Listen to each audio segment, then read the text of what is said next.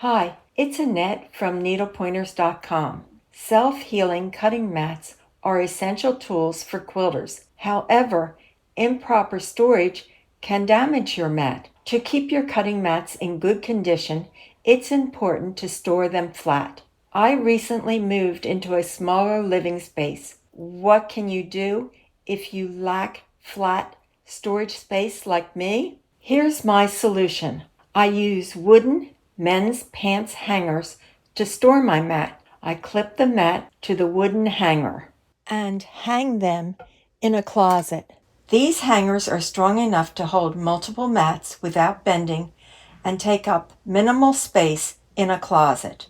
You may wonder if clip hangers work just as well. While they're an option, I don't recommend them because the clips can leave permanent dents in the mat. Wooden hangers work best. These hangers work not only for cutting mats, but also for hanging other quilting tools like rulers and stencils. It keeps everything organized and easy to retrieve when needed.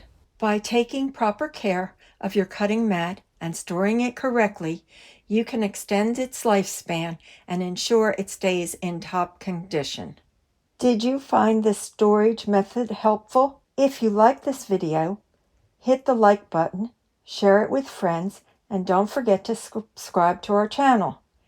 Keep up with us by following us on Facebook, X, and Pinterest. Visit our website, needlepointers.com, for lots of quilting tutorials and free projects. While you are there, sign up for our weekly newsletter, which informs you about new quilting projects and tutorials.